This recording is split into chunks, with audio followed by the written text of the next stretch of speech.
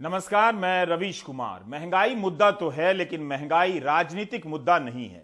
इस फर्क को समझ लेने से महंगाई पर बात करना आसान हो जाएगा। यह पहली बार हुआ है जब भारत में एक राजनीतिक वर्ग के रूप में महंगाई के सपोर्टर का उदय हुआ। महंगाई के ये सपोर्टर कहीं भी आराम से महंगाई के पक्ष में तरह तरह की दलीलें देते हैं और शास्त्रार्थ जीत जाते हैं। कई बार इनकी ताकत के कारण भी लोग शास्त्रार्थ हार जाते हैं। महंगाई के सपोर्टरों का सबसे बड़ा योगदान यह है कि उन्होंने महंगाई को राजनीतिक मुद्दा नहीं बनने दिया। लोगों की जेब से कमाई रेत की तरह सरक रही है, लेकिन जुबान पर महंगाई के विरोध में वैसा नारा तो कतई नहीं जैसा हुआ करता था। अगर प्रधानमंत्री को महंगाई पर बात करनी थी या पेट्रोल डीजल पर बात करनी थी, तो क्या उन्हें अलग से इसकी बैठक नहीं बुलानी चाहिए थी? कोविड की बैठक में पेट्रोल की बात हो गई। कहीं ऐसा तो नहीं कि महंगाई की बहस किसी और दिशा में मुड़ जाए, इसके लिए यह सब किया गया।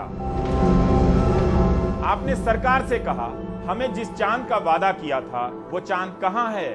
तब सरकार ने दूरबीन की दिशा मोड़ दी और कहा, अब तारों को देखो, आसमान तो तारों से भरा है, हर तारा अपने आप में चांद है।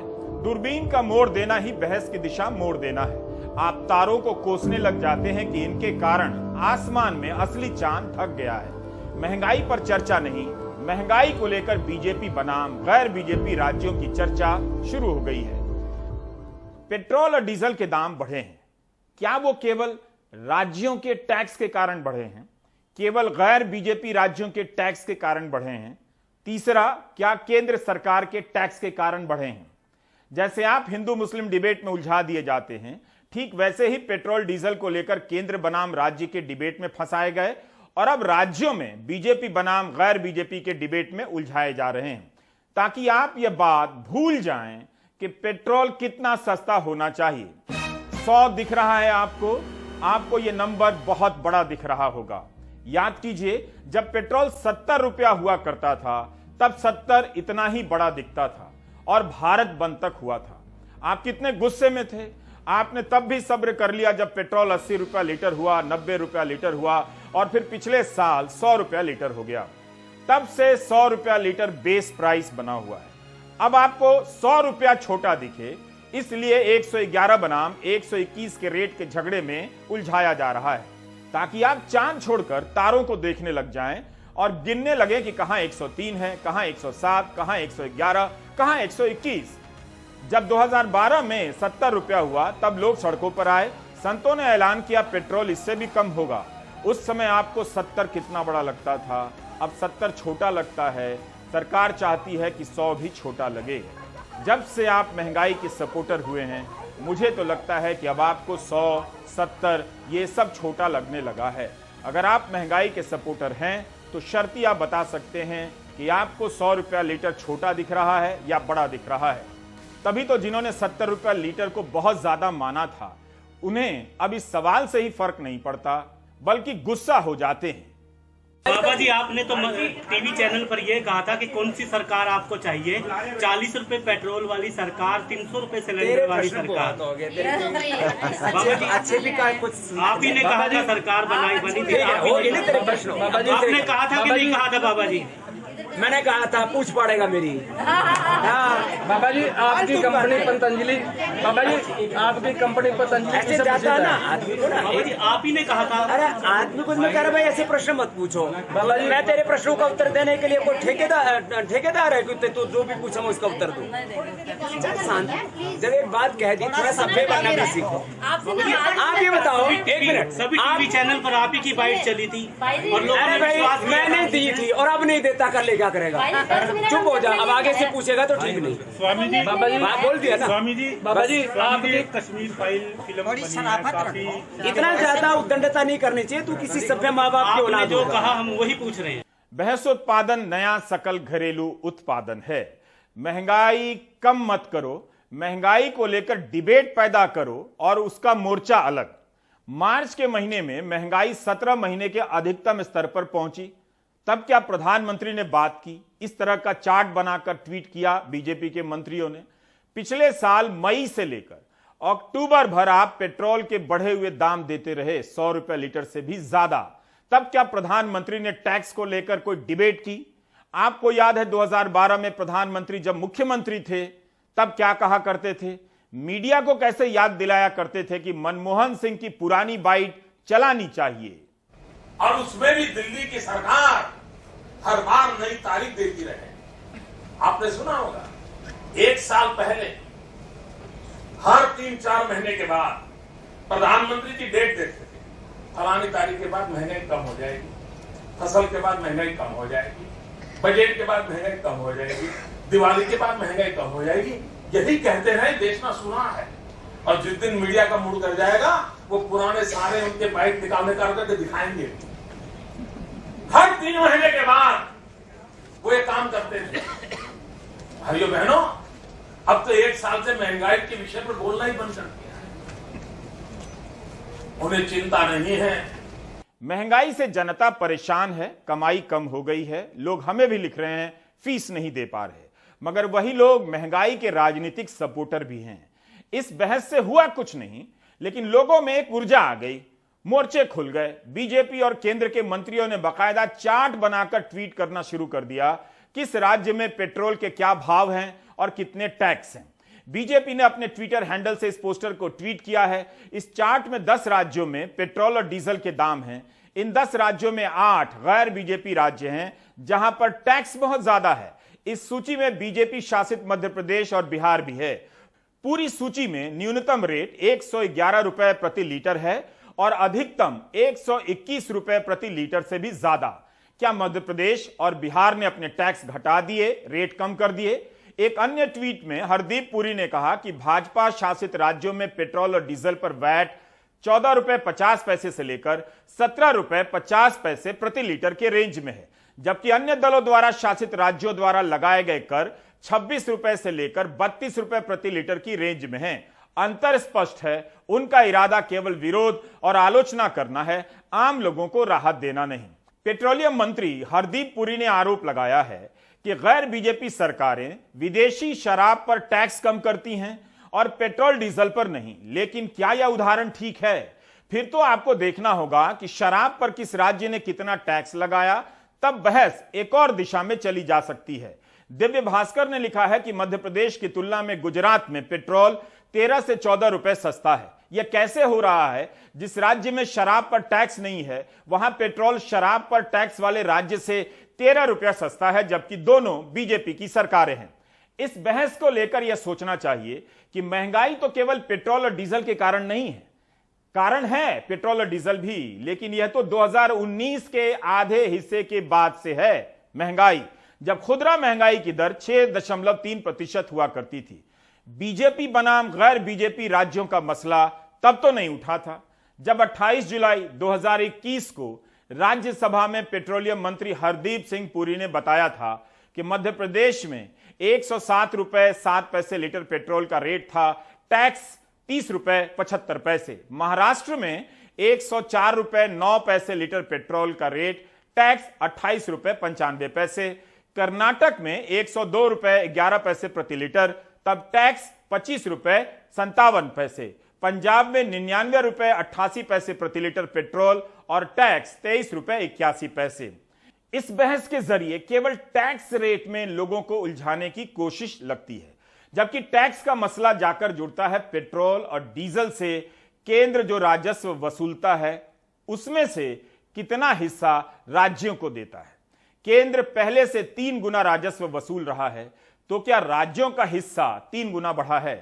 केंद्र को बाकायदा चार्ट देकर बताना चाहिए कि 2014 में पेट्रोल और डीजल से हुए कर संग्रह में से राज्यों को कितना मिलता था, अब कितना मिलता है। तभी पता चलेगा कि राज्य क्यों टैक्स बढ़ा रहे हैं। सांसद शिशिर कुमार अधिकारी ने सरकार से एक सवाल किया। इस सवाल पर गौर कीजिए। वो पूछ रहे हैं कि 2014 में ईंधन पर टैक्स प्रति लीटर 9 रुपए 48 पैसे था, उसमें से राज्यों को 3 रुपए 3 पैसे दिए जाते थे। अगर सही है तो डिटेल दीजिए। 2021 में ईंधन पर टैक्स 32 रुपए 9 पैसे लिए जा रहे थे, लेकिन राज्यों को केवल 57 पैसे दिए जा रहे हैं। अगर ऐसा है तो डिटेल दीजिए। इसे ऐसे समझिए, 2014 में 100 रुपए टैक्स में से राज्यों को 32 रुपए मिल रहे थे, 2021 में 2 रुपया मिलने लगा। यह सवाल बेहद अहम है। इसके जवाब में 20 दिसंबर 2021 को वित्त राज्य मंत्री पंकज चौधरी ने जो जवाब दिया, आप उसे खुद भी पढ़िए। हम अपने सवालों के साथ इस जवाब का एक भावानुवाद पढ़ रहे हैं। इस जवाब में वित्त राज्य मंत्री ने 2014 का हिस्सा तो बताया कि 4 तरह के टैक्स लगते थे। इन चारों में एक टैक्स है बेसिक एक्साइज ड्यूटी, जो कुल टैक्स में ₹1.20 का बनता है। इससे जो भी टैक्स जमा होता है वो राज्यों के साथ साझा किया जाता है। उस समय 12% तक साझा किया जाता था। तब टोटल टैक्स ₹10 ही लगता था, जो 2021 में ₹27.90 हो गए। केंद्र का टैक्स तो बढ़ गया, लेकिन राज्यों का हिस्सा कितना बढ़ा, इस सवाल का जवाब वित्त राज्य मंत्री पंकज चौधरी ने इस जवाब में स्पष्ट रूप से नहीं दिया है, साफ नहीं किया है। इसके जवाब से ही पता चलता कि राज्य सरकारें क्यों टैक्स बढ़ा रही हैं, केंद्र क्यों राज्यों को कम पैसे दे रहा है। 2014 के बाद से केंद्र सरकार ने उत्पाद शुल्क में काफी बढ़ोतरी कर दी, लेकिन आरोप लगता है कि राज्यों का हिस्सा काफी घट गया। इस बात को आंचल मैगजीन और करुणजीत सिंह ने आज के इंडियन एक्सप्रेस में समझाने का प्रयास किया है। इनके अनुसार केंद्र सरकार पेट्रोल और डीजल पर केंद्रीय उत्पाद शुल्क लगाकर जितना भी वसूलती है उसका मात्र 5.36% हिस्सा साझा करती है। 2020-21 में पेट्रोल और डीजल पर लगने वाले केंद्रीय उत्पाद शुल्कों से 3,72,000 करोड़ की राशि वसूली गई। इस पैसे से राज्यों को केवल 19,972 करोड़ ही दिए गए। इस लेख में यह नहीं है कि पुराने रेट से दिया जाता तो राज्यों को कितना मिलता। केंद्र पेट्रोल और डीजल पर कई तरह के कर व उपकर लगाता है, राज्य भी लगाते हैं, लेकिन केंद्र जो लगाता है वो पूरा का पूरा हिस्सा अपने पास रखता है। राज्यों के पास पैसे की कमी हुई तो उन्होंने भी टैक्स बढ़ाने का रास्ता चुन लिया, क्योंकि केंद्र भी टैक्स बढ़ा रहा था। सवाल इस बात का है कि आप रेट बढ़ाएं और राज्यों को कम करने की कहें, ये बात तो समझ नहीं आती। और यदि कम करना है तो शेष जो लगाए हैं, 2 साल से शेष लगा हुआ है, 4% शेष ले रहे हैं, वो राज्यों को मिलता नहीं, उसका हिस्सा नहीं मिलता। 42% एक्साइज ड्यूटी का राज्यों को देते हैं, ये प्रधानमंत्री जी ने कहा, लेकिन आंकड़े बताते हैं कि कभी आपने एक्साइज ड्यूटी जो 42% राज्यों को देना है वो पूरा नहीं दिया। क्या राज्यों को टैक्स इसलिए भी बढ़ाने पड़े क्योंकि जीएसटी के कारण उनके पास टैक्स का स्कोप कम हुआ? जीएसटी का जो हिस्सा केंद्र से मिलना था उसमें देरी हुई और समय पर नहीं मिला। महाराष्ट्र के मुख्यमंत्री उद्धव ठाकरे ने कहा है कि उनका राज्य पेट्रोल और डीजल पर टैक्स नहीं घटाएगा क्योंकि केंद्र ने जीएसटी का बकाया नहीं दिया है। महाराष्ट्र का कहना है कि केंद्र पर राज्य का जीएसटी का पैसा 26,500 करोड़ रुपया बाकी है। तमिलनाडु का भी कहना है कि 13,000 करोड़ से ज्यादा बाकी है। जो आज आपने गैर भाजपा के राज्यों के सरकारों को स्टेट वैट कम करके पेट्रोल और डीजल के दाम कम करने की जो एडवाइस दी, क्या वो भारतीय जनता पार्टी के मुख्यमंत्रियों को नहीं दी जा सकती? क्योंकि मध्य प्रदेश में जो स्टेट वैट है वो राजस्थान से ज्यादा है। तो यदि आप राजस्थान के सरकार को एडवाइस दे रहे हो तो उससे पहले तो मध्य प्रदेश की सरकार को दीजिए प्रधानमंत्री जी। क्या वही एडवाइस हम जो दूसरे कर्नाटक की सरकार को नहीं दे सकते? क्या वही एडवाइस हम बिहार की सरकार को नहीं दे सकते? क्योंकि बिहार में स्टेट वैट है वो झारखंड से ज्यादा है। जो कर्नाटक में पेट्रोल पर स्टेट वैट है वो पंजाब से ज्यादा है। तो प्रधानमंत्री जी, मेरा आपसे अनुरोध है कि आप जो गैर भाजपा की सरकारों को जो एडवाइस दे रहे हो, सबसे पहले भाजपा की सरकारों को वो एडवाइस दीजिए, क्योंकि वहां पर स्टेट वैट गैर भाजपा की सरकारों से भी ज्यादा है। बीजेपी शासित राज्यों में पेट्रोल 103 रुपए लीटर से लेकर 118 रुपए लीटर तक है। क्या यह सस्ता है? बीजेपी शासित बिहार और मध्य प्रदेश में 118 रुपए लीटर पेट्रोल मिल रहा है। क्या यह सस्ता है? क्या पटना के लोग यह मान लेंगे कि उनके यहां पेट्रोल सस्ता हो गया है क्योंकि गैर बीजेपी शासित आंध्र प्रदेश में पेट्रोल 121 रुपए लीटर से अधिक मिल रहा है? हम नक से लेकर शीश तक जितना भी पहनते हैं उस पर टैक्स पे करते हैं और इसमें भी टैक्स पे कर रहे हैं और इस व्यवस्था को हम टैक्स दे रहे हैं। लेकिन हमारे देश के अर्थशास्त्री और दूसरे लोग जो पूंजीपतियों और धन्ना सेठों की एजेंसी करते हैं वो कहते हैं कि टैक्स पेयर यहाँ का धन्ना सेठ है हम कहते हैं कि टैक्स वो जमींदार के तरह कलेक्टर है और उसमें भी बेईमानी करता है। रियल टैक्स पेयर हम जनता है और हम जनता से टैक्स ले करके और उस उल्टे इस पेट्रोल और डीजल के माध्यम से हम ही पर बोझा लादा जा रहा है। ये इस देश के लिए दुर्भाग्य की बात है। इस पर बोलने वाला कोई नहीं है और जनता रोड पर आएगा क्या? रोड पर अगर एक दिन के लिए जनता आता तो खाने के लिए उसको सोचना पड़ता है। रोड पर जनता क्यों आएगा?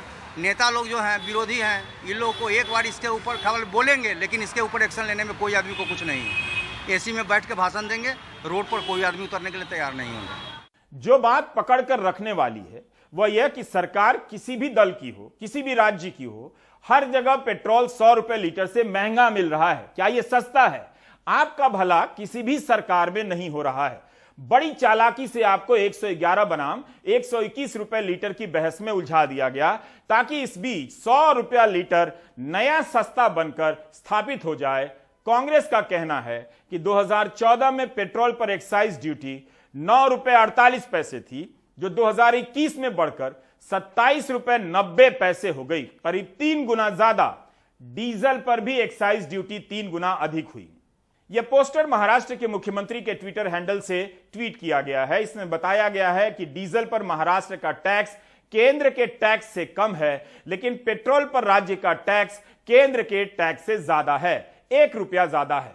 राहुल गांधी ने ट्वीट किया है कि पेट्रोल के दाम बढ़े तो राज्यों पर आरोप, कोयला कम हुआ तो राज्यों पर आरोप, ऑक्सीजन कम हुआ तो राज्यों पर आरोप। पेट्रोल डीजल पर जितने टैक्स लगते हैं उसका 68% केंद्र लेता है और प्रधानमंत्री जवाबदेही से बचते हैं। मोदी का संघवाद सहयोग का नहीं, जबरदस्ती का है। अगर पेट्रोल और डीजल पर लगने वाले टैक्स का 68% हिस्सा केंद्र का है तो कम करने की गुंजाइश केंद्र के पास है या राज्यों के पास? कई राज्यों ने कहा कि वे टैक्स कम करने की स्थिति में नहीं हैं। It was a one-sided agenda. The other party, the other people, the other chief minister were not able to speak. Though we listen to you carefully, but we don't agree with your views. The state, always you give the stepmother attitude to the opposition states. And only you give help to them who gave you full support. 1, 2, exceptional. That also I know. So we don't agree with you. We will demand decrease the price of petrol and diesel and domestic gas.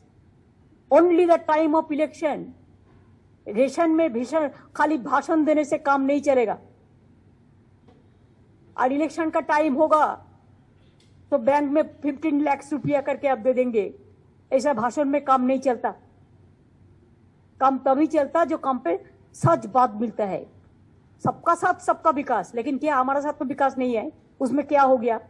अंधेरा हो गया। केंद्र सरकार को बताना चाहिए कि उसने ईंधन पर एक्साइज ड्यूटी इतनी क्यों बढ़ाई और उसमें केवल 5 रुपए की कमी ही क्यों की गई पिछले साल नवंबर 2021 में। 19 जुलाई 2021 में केंद्र ने लोकसभा में बताया था 6 मई 2020 को सरकार ने एक झटके में एक्साइज ड्यूटी में 10 रुपए की वृद्धि कर दी थी। 22 रुपए 98 पैसे से बढ़ाकर 32 रुपए 98 पैसे कर दी गई, करीब 43% की वृद्धि। उस समय कोरोना के कारण आपको राहत की जरूरत थी, आपकी नौकरियां जा रही थीं और सैलरी कम हो रही थी, लेकिन सरकार टैक्स बढ़ा रही थी, वह भी तब जब अंतर्राष्ट्रीय बाजार में कच्चे तेल का भाव काफी गिर गया था। प्रधानमंत्री गैर बीजेपी राज्यों पर टैक्स न घटाने का आरोप मढ़ रहे हैं। केंद्र सरकार ने एक्साइज ड्यूटी में कमी की थी, पिछले नवंबर महीने में कम की थी। केंद्र सरकार ने राज्यों से भी आग्रह किया था कि वो अपने यहां टैक्स कम करे और ये बेनिफिट नागरिकों को ट्रांसफर करे। इसके बाद कुछ राज्यों ने तो भारत सरकार की इस भावना के अनुरूप यहां टैक्स कम कर दिया, लेकिन कुछ राज्यों द्वारा अपने राज्य के लोगों को इसका कोई लाभ नहीं दिया गया। इस वजह से पेट्रोल डीजल की कीमतें इन राज्यों में अब भी दूसरों के मुकाबले कहीं ज्यादा है। ये एक तरह से इन राज्यों के लोगों के साथ अन्याय तो है ही, साथ ही पड़ोसी राज्यों को भी नुकसान पहुंचाता है। नवंबर 2021 में केंद्र सरकार ने एक्साइज ड्यूटी में कमी की। 2014 से 2021 के बीच एक्साइज ड्यूटी करीब 10 रुपए से बढ़कर 28 रुपए तक हो गई थी। उसमें से 5 रुपए की कमी हुई। 18 रुपए बढ़ाकर 5 रुपए कम करना कितनी बड़ी मेहरबानी है, यह पता ही नहीं चलता अगर आप महंगाई के सपोर्टर ना बने होते। एक तर्क दिया जा रहा है कि 2014 से 21 के बीच एक्साइज ड्यूटी से 26 लाख करोड़ से अधिक की वसूली हुई और इस दौरान विकास पर 90 लाख करोड़ से अधिक खर्च हुए। क्या यह पूरा जवाब है? क्या बाकी राज्यों ने पेट्रोल डीजल से टैक्स लेकर गंगा में बहा डाले? उन्होंने विकास नहीं किया। देश के विकास के लिए कॉर्पोरेट टैक्स क्यों नहीं बढ़ाया जाता? आयकर क्यों नहीं बढ़ाया जाता? पेट्रोल और डीजल पर टैक्स ही क्यों बढ़ाया जाता है? आपको याद होगा कि 2019 में कॉर्पोरेट टैक्स घटाया गया था। तब कहा गया था कि इससे सरकार को 1.25 लाख करोड़ से अधिक का टैक्स घाटा सहना पड़ेगा। क्या एक्साइज ड्यूटी इसलिए भी बढ़ाई गई क्योंकि कॉर्पोरेट टैक्स से कमी आ गई थी? कई लोग कहते हैं कि इसलिए भी बढ़ाई गई। 2020 में ईंधन से जो टैक्स जमा हुआ वो जीडीपी का 2.30% था और कॉर्पोरेट टैक्स से जो जमा हुआ वो जीडीपी का 2.32% था, यानी दोनों बराबर हो गए। जबकि 2016-17 में कॉर्पोरेट टैक्स से जो जमा हुआ वो जीडीपी का 3.15% था, पेट्रोल डीजल से कहीं ज्यादा। 22 मार्च 2021 को सरकार ने लोकसभा में जो बताया है उसे इस तरह से समझिए। 2013 में सरकार 100 रुपया राजस्व से कमाती थी तो उसमें से ईंधन से 4.5 रुपया आता था। 3 साल के भीतर ईंधन से 13 रुपए 3 पैसे आने लगे। 200% तक की वृद्धि हो गई। इस पूरी बहस को एक सिंपल सवाल में समेट दिया गया है ताकि आप बीजेपी बनाम गैर बीजेपी राज्य के टैक्स को लेकर डिबेट करें और महंगाई, कमाई, घटती बचत के सवालों की नौबत ना आए। आपको याद होगा चारों तरफ मुफ्त टीका का पोस्टर लगा था। धन्यवाद मोदी जी का पोस्टर लग गया। आप समझे कि मुफ्त है, फिर सरकार के ही मंत्री बताने लगे कि मुफ्त टीका देने के लिए पेट्रोल महंगा है, टैक्स बढ़ाया गया है। अब आप एक हिसाब कीजिए बैकडेट से। जितना पैसा आपने इस टैक्स के कारण पेट्रोल डीजल पर दिया, उसके कारण बढ़ने वाली महंगाई पर दिया, वह वैक्सीन के 1000 रुपए से कम था या कई गुना ज्यादा? सस्ता क्या पड़ता, 1000 रुपए का टीका या 10,000 का पेट्रोल? आपसे टीके का पैसा भी लिया गया और टीके को मुफ्त भी कहा गया। Now, I'm not the finance minister, therefore I don't think that's an appropriate answer for me to give. But all I can tell you, and because it's relevant here, that the 32 rupees a litre that we collect provides us the ability to provide all these welfare services, including 1 billion vaccine. महंगाई के supporter बनने का एक सबसे बड़ा फायदा यह है कि पैसा भले खर्च हो जाए, दिमाग खर्च नहीं होता। अब तो मुफ्त टीका नहीं है, बूस्टर डोज का वो मुफ्त नहीं है, फिर भी देश भर में 100 रुपया लीटर पेट्रोल बिक रहा है और आप बूस्टर डोज का पैसा भी दे रहे हैं। इस दौरान लगता है कि आपके भीतर विकास के नाम पर महंगाई का सपोर्ट करने की राजनीतिक योग्यता का कुछ ज्यादा विकास हो गया है। पिछले साल अक्टूबर में अंतर्राष्ट्रीय बाजार में कच्चे तेल का भाव $83.54 प्रति बैरल था। तब भी आप 100 रुपए प्रति लीटर से ज्यादा दाम दे रहे थे, बल्कि बेंगलुरु में 109 रुपए 53 पैसे प्रति लीटर भाव था। इस समय अंतर्राष्ट्रीय बाजार में कच्चे तेल का भाव $104.9 प्रति बैरल है और बेंगलुरु में पेट्रोल 111 रुपए 9 पैसे प्रति लीटर मिल रहा है। 137 दिनों तक जब तक चुनाव था, पेट्रोल डीजल का दाम नहीं बढ़ा। चुनाव बीत गया तो अब गैर बीजेपी राज्यों के टैक्स का मुद्दा खड़ा किया गया है। जैसे कि बीजेपी के राज्यों में तेल पहले की तरह 80 रुपया लीटर मिल रहा है। हमें याद रखना चाहिए कि पिछले साल नवंबर में एक्साइज ड्यूटी कम की गई थी। उसके बाद भी महंगाई के पहले के टैक्स से तुलना करेंगे तो पेट्रोल पर 8 रुपया प्रति लीटर टैक्स ज्यादा था, डीजल पर 6 रुपए प्रति लीटर टैक्स ज्यादा है। सुशील महापात्रा ने आज राजकुमार से बात की। राजकुमार जी दिल्ली में ऑटो चलाते हैं, लेकिन यूपी के प्रतापगढ़ के हैं। उनका कहना है कि उनकी कमाई आधी हो गई है। 600 प्रतिदिन कमाते थे, अब 300 कमाते हैं क्योंकि सीएनजी काफी महंगी हो गई है। सीएनजी की तो इस बहस में बात ही नहीं हो रही। सीएनजी के रेट भी काफी बढ़े हैं। जी बहुत बड़ी दिक्कत है सर, जहां हम लोग को डेली 100 रुपये फर्जी जा रहा है इस समय। हाँ जी सर। तो पिछले 6 महीने में कितना सीएनजी बढ़ा है? पिछले सीएनजी में कम से कम जो है सर 32 रुपीज़ से कम नहीं बढ़ा है सर। 32 रुपीज़? हाँ जी सर। अच्छा, तो पहले कितना कमा लेते थे आप रोज, अब कितना कमा रहे हैं? सर पहले की अपेक्षा कम से कम 250-300 रुपये कम कमा पा रहे हैं सर। 100 रुपया तो मेरा सीएनजी फर्जी जा रहा है सर। अच्छा, तो इसमें क्या दिक्कत हो रही है? क्या आप अपनी परिवार चला पा रहे हैं? जी बड़ी मुश्किल हो रही है सर। कितने बच्चे हैं आपकी? 3 बच्चे हैं सर। 3 बच्चे हैं? जी सर। पढ़ाई कर रहे हैं सब? हाँ तीनों पढ़ाई कर रहे हैं सर। अच्छा, तो महंगाई का असर हुआ है आप लोग के ऊपर? क्योंकि महंगाई बढ़ा है तो उसका क्या असर हुआ है? महंगाई बढ़ा है तो उसका बहुत बड़ा असर है सर। और बच्चे जो आपके पढ़ रहे हैं, क्या उनका खर्चा आप उठा पा रहे हैं? अब उठाना तो पड़ेगा सर, ये तो मजबूरी है जी, करना तो पड़ेगा किसी न किसी तरह सर। आप कहाँ पे रहते हैं यहाँ पे? यहाँ सर मैं विष्णु गार्डन रहता हूँ सर, विष्णु गार्डन। तो क्या आप किराए पे रहते हैं? जी सर किराए पे रहते हैं सर। अच्छा, कितना किराया देते हैं? 3000 रुपये प्लस बिजली पानी अलग से। बिजली पानी कितने आ जाता है? किसी महीने में 400 आ जाता है, किसी में 350 आ जाता है, किसी में 250 भी आ जाता है सर। अच्छा, तो आपका अलग सा मीटर नहीं लगा है?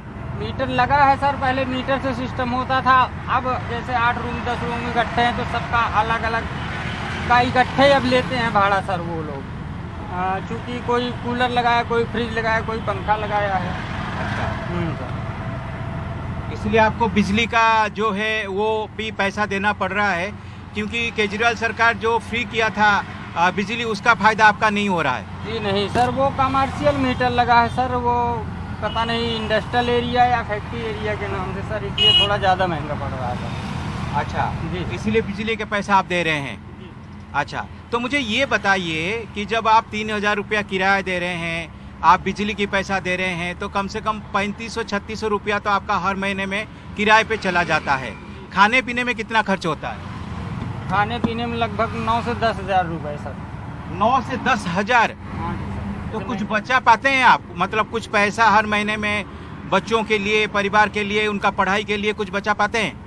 5-6 हज़ार जी बड़ा मुश्किल हो जाता है सर। पहले कितना बचा लेते थे? जब ये सीएनजी का रेट 40 रुपया 41 रुपया था, तब कितना बचा लेते थे आप?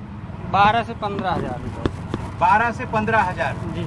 तो अब जो आप कह रहे हैं कि आप 4-5 हज़ार बचा पा रहे हैं, इसका मतलब लगभग 60-70% आपकी कमाई कम हो गई है। जी सर। कितने सालों से आप ऑटो चला रहे हैं? सर 91 से 91 से। 91 से? जी सर। 91 से मतलब लगभग आपका 30-31 साल हो गया। जी सर। तो 31 साल पहले जब आप यहाँ पर आए थे, एक चीज़ याद करके मुझे बताइए, उस समय आप कितना कमा लेते थे? क्या उस समय ज़्यादा फायदा होता था? मतलब आप ज़्यादा सेव कर पाते थे? जी सर। उस समय कितना कमा लेते थे आप? उस समय तो थोड़ा जी सर कमाई भी कम थी, लेकिन मतलब बचत कुछ ज़्यादा थी सर। अच्छा। हाँ जी सर। उस समय कमाई कम थी लेकिन आपकी बचत ज़्यादा थी। मतलब महंगाई कम थी जी सर। और बच्चों की पढ़ाई में क्या दिक्कत हो रही है? बच्चों की पढ़ाई में ये दिक्कत हो रही है सर, टाइम पे मतलब उनको फीस ये सब चीज़ भेज पाना बड़ा मुश्किल होता है जी। उसके लिए फिर थोड़ा इधर उधर से एडजस्टमेंट करना पड़ता है। अच्छा जी सर। समय पे आप कह रहे हैं कि बच्चों की स्कूल की फी नहीं दे पा रहे हैं? जी सर। राजकुमार पहले से कम कमा रहे हैं, कम बचा रहे हैं और कम खा भी रहे हैं, और आप बहस कर रहे हैं 111 रुपया महंगा है या 121 रुपया। इस पूरी बहस से आम आदमी को निकाल दिया गया है। राजनीतिक दलों और उनकी सरकारों को लाया गया है बहस को कहीं और ले जाने के लिए।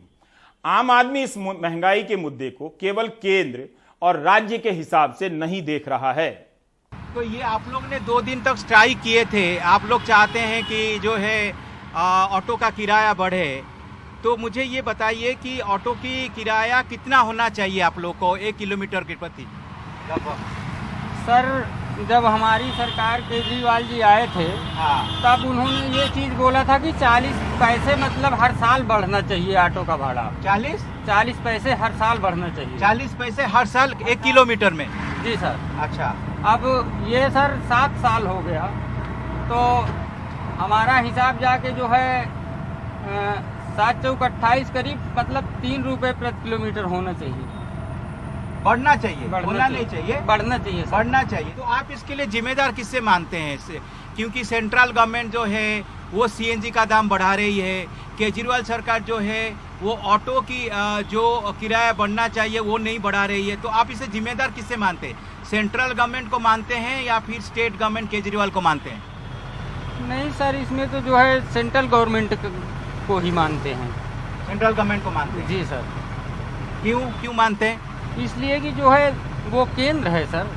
अच्छा। महंगाई के हिसाब से महंगाई पे पहला अधिकार केंद्र का ही है। अच्छा। उसी के हिसाब से महंगाई एस्टीमेट में आती है। अच्छा जी सर। तो आप ये मानते हैं कि जो केंद्र सरकार है जो सीएनजी की दाम बढ़ा रही है तो वो गलत कर रही है? जी सर, गलत कर रही है। अच्छा। और महंगाई जो बढ़ी है उसके लिए भी आप केंद्र सरकार को जिम्मेदार मानते हैं? हाँ जी, महंगाई जो बढ़ी है वो केंद्र सरकार को ही जिम्मेदार मानते हैं सर। जैसे गोभी हो गया, इस बार तो गोभी का दाम बहुत ज़्यादा था, आपने देखा होगा। दूसरे जो सब्जी है, भिंडी आप देखेंगे किलो 100 रुपया के करीब है। दूसरे जो सब्जी है वो 70-80 रुपया से कम नहीं है। तो क्या आप ये सब सब्जी खरीद के खा पाते हैं? नहीं सर, जो मतलब जिस हिसाब से जिसका पॉकेट गर्म रहता है सर उस हिसाब से हर बंदा काम करता है सर। अच्छा। हाँ तो क्या खाते हैं फिर आप रोज? आपका क्या मतलब, कैसे काम चलाते हैं? काम चलाने का मतलब ये है, उसमें फिर बंदा ये आदमी ये चीज़ सोचता है सर कि जो है कौन सी सस्ती सब्जी है। अच्छा, उस क्या सब्जी का प्रयोग सस्ती है बताइए मुझे। तो कोई सब्जी आजकल सस्ती दिखती नहीं है। अपने पॉकेट के हिसाब से हम लोग फिर सब्जी को खरीदते हैं सर, क्या किया जाए। अच्छा। हाँ। तो क्या पहले अगर आधा किलो खरीद लेते थे, अब क्या मतलब 200-250 ग्राम खरीदते हैं? हाँ जी सर। जी सर। अच्छा। तो तेल का दाम भी ज़्यादा हो गया है। हाँ जी सर, तेल का भी दाम है। सरसों तेल देखेंगे अब ज़्यादा हो गया, उसका भी असर होता है आप लोग के ऊपर? असर हर चीज़ का है सर। तो सरसों तेल आप इस्तेमाल कर पाते हैं? अब इस्तेमाल करने पड़ेगा, सब्जी में मेन हम लोग सरसों का ही तेल यूज करते हैं। तो क्या 1 लीटर वाला बोतल खरीद पाते हैं आप? नहीं सर, आधा लीटर वाला बोतल खरीदते हैं। आधा लीटर वाला खरीदते हैं। तो कितना दिन चलता है? 5 दिन चलता है, 6 दिन चलता है, 4 दिन भी चल जाता है सर। पहले 1 लीटर वाला खरीद लेते थे जब सस्ता था? जी सर। अब 1 लीटर नहीं खरीद पाते हैं? जी सर। अच्छा। तो तेल का जो क्वांटिटी है, जो इस्तेमाल है, वो भी कम कर दिए आप क्या? हाँ जी, कम करने पड़ेगा सर। ऐसी आवाजें खो गई हैं, इसलिए कि महंगाई का यह दर्द राजनीतिक यथार्थ से अलग हो चुका है। राजनीति तय होती है हिंदू बनाम मुस्लिम से, ना कि पेट्रोल बनाम डीजल से। यकीन ना हो तो लोगों से पूछ लीजिए और ब्रेक ले लीजिए।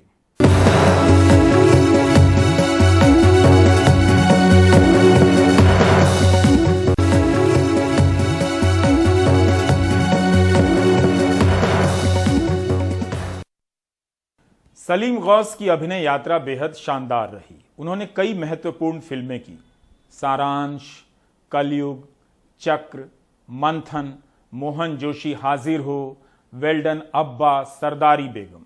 टीवी सीरियल में भी काम किया उन्होंने। ये जो है जिंदगी, सुबह, भारत एक खोज, इन सब में उनका अभिनय और अभिनय के पीछे उनकी आवाज बेहद शानदार अभिव्यक्ति के हस्ताक्षर हैं। हम सब उन्हें याद करते रहेंगे और तब याद करते रहेंगे जब जब इस वीडियो को देखेंगे सच दिखाते हैं हम, जिसमें सलीम गौस की आवाज न सिर्फ गूंजती हैं बल्कि सुनने वालों के रोंगटे खड़े कर देती हैं। हम उन्हें एनडीटीवी इंडिया की तरफ से श्रद्धांजलि दे रहे हैं।